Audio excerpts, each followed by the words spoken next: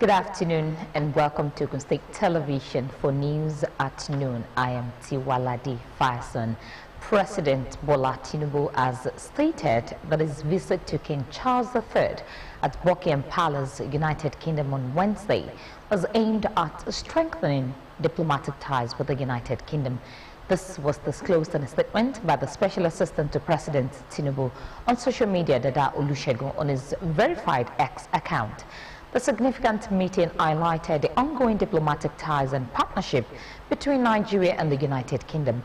The United Kingdom royal family also confirmed the visit, posting a photograph of the two leaders at Buckingham Palace. Also, a statement issued on Thursday by Bayo Ononuga, Special Advisor to the President on Information and Strategy, highlighted the enduring and cherished relationship between Nigeria and the United Kingdom. It recalled that Wednesday's meeting will be the two leaders' first meeting since they met in Dubai at the COP28 Climate Summit last year. The statement revealed that the latest meeting was at the King's request.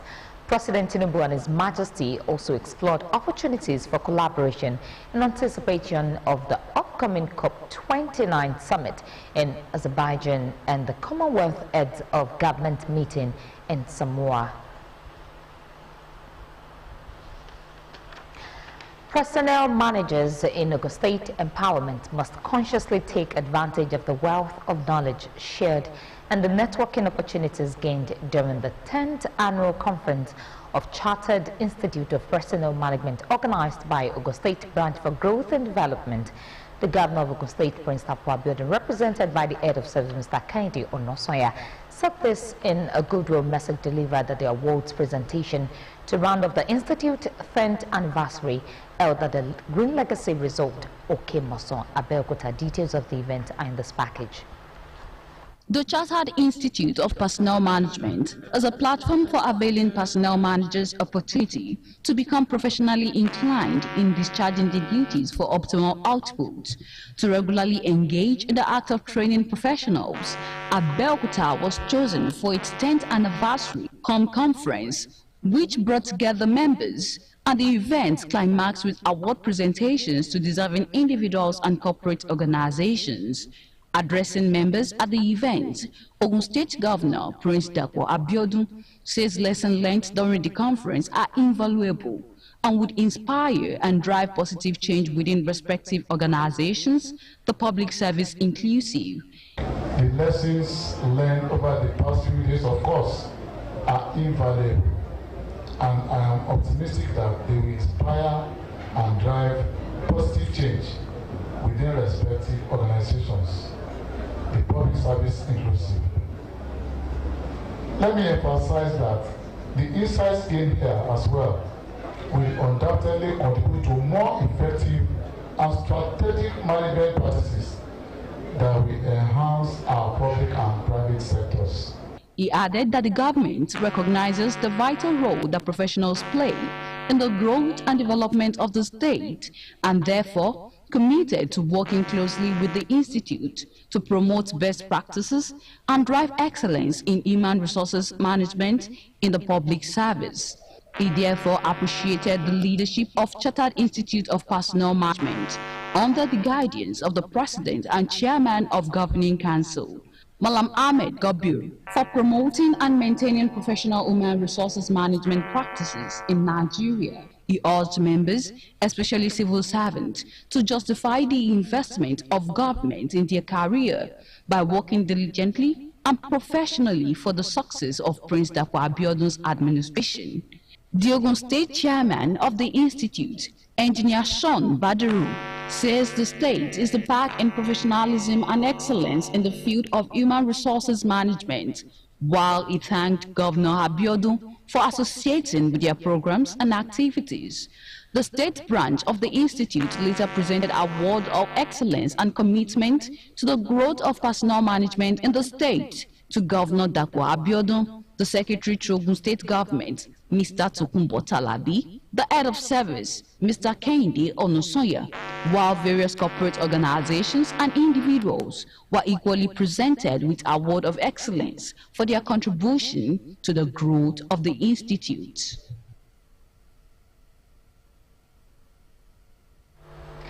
Ogun State House of Assembly has approved the 2025 to 2027 State Medium-Term Expenditure Framework, earlier transmitted for its consideration and passage by the State Governor, Prince Abeokuta. The approval of the financial framework by the lawmakers at the plenary presided over by the Speaker, Right Honorable Uludaisi Elemide, was sequel to the presentation of the report of House Committee on Finance and Appropriations by its Vice Chairman, Honorable Wahab Aruna. Kolawole Osho covered the plenary. Details of his report are presented in this package. Presenting the report of House Committee on Finance and Appropriation was its chairman, Honorable Wahab Aruna, who thereafter moved the motion for the adoption of the report, which was seconded by Honorable Lukman Adeleye and supported by the whole House through a voice vote.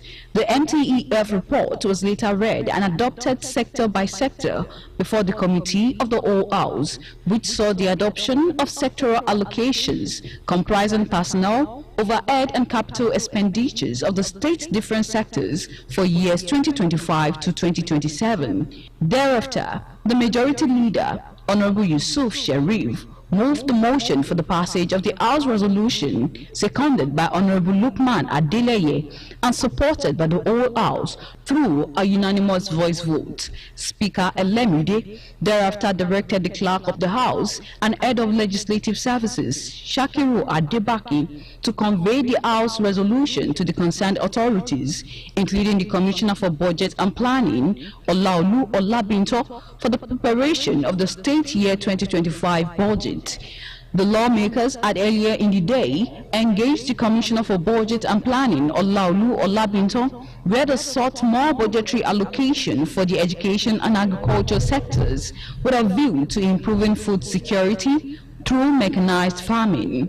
Members at the session appealed to the state government to ensure increased investment in mechanized farming and rural development while improving on the funding of key sectors that would contribute to ease of doing business. Olabinto explained that funding of other areas linking the sectors including infrastructure, transportation, security and other statewide intervention programs were part of the strategies meant to fulfill the mandate in some of the sectors referred.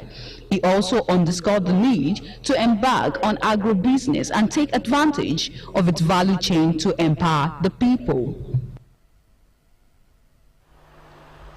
UNICEF's Chief of Water, Sanitation and Hygiene in Nigeria, Dr. Jane Bevan, has disclosed that approximately 48 million Nigerians lack access to toilet and sanitation facilities, stressing the urgency for the government, agencies and private sector to commit to ending open defecation and improving sanitation standards across the country.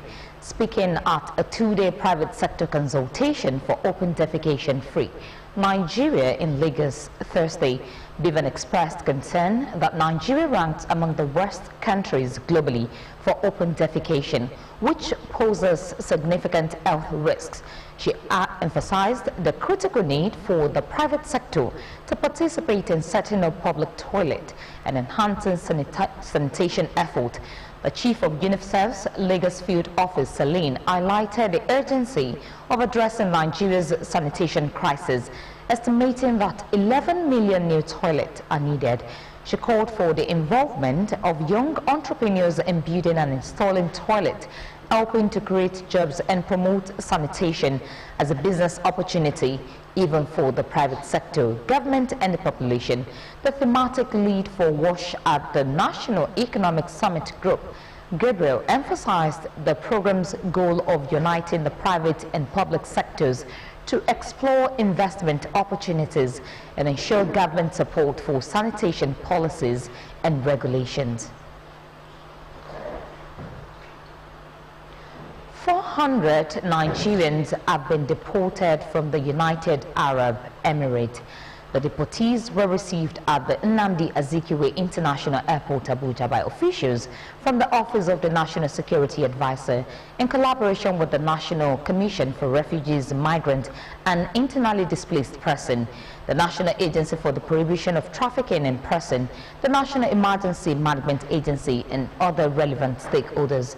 The federal government repatriated a total of 190 Nigerians from the United Arab Emirates in July 2024. The diplomatic tension between Nigeria and the UAE has been ongoing, with the UAE imposing a visa ban on Nigerians nearly 2 years ago, stemming from various diplomatic disputes.